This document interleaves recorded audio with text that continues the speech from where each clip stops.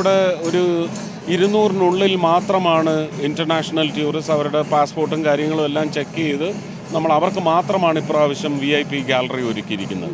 വേറെ നാട്ടിലെ VIPസിന് ആർക്കും ഗാലറി വേണ്ട നിശ്ചയമാണ് എടുത്തത്.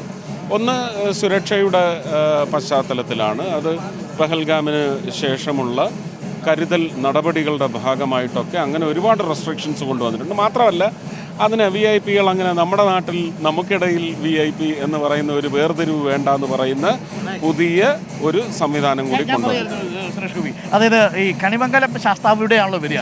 കണിമംഗലം ശാസ്താവ് വന്ന് വടക്കുന്നാഥിനെ തൊഴാതെയാണ് പോകുന്നത്. കാര്യം ദേവഗുരുവാണല്ലോ. അതേപോലെ വടക്കുന്നാഥിന് സ്വന്തമായിട്ടൊന്നും പൂരമില്ല. വടക്കുന്നാഥന്റെ സന്നിധിയിൽ മാത്രമാണ്.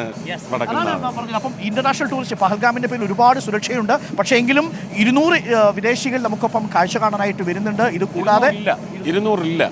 അപ്പോൾ അവരൊക്കെ ഇങ്ങനെ വരാൻ പറ്റാത്ത വിദേശികൾ പലപ്പോഴും നമ്മുടെ പ്രവാസി സഹോദരങ്ങളുടെ ഒപ്പം ഇരുന്ന് TV-യുടെ മുമ്പിൽ കാണുന്ന എണ്ണവും നിങ്ങളുടെ ടൈം റേറ്റിംഗിൽ എവിടെയും വരത്തില്ല. പക്ഷെ അവർക്ക് ഒരുപാട് പേരുടെ സന്ദേശങ്ങൾ വരുന്നുണ്ട്. ഇന്നലെ ഞാൻ വൈകിട്ട് ഇവിടെ നിൽക്കുമ്പോഴേക്കും വിദേശത്തുള്ള ആളുകൾ ഞങ്ങൾ TV-യിൽ കണ്ടുകൊണ്ടിരിക്കുകയാണെന്ന് പറഞ്ഞ് ആ ചിത്രങ്ങൾ അയച്ചു തരികയാണ്. അപ്പോൾ അവർ വലിയ സ്ക്രീനിലൊക്കെ ഇട്ട് ഈ കാഴ്ചകളെല്ലാം കണ്ട് ആസ്വദിക്കുകയാണ്.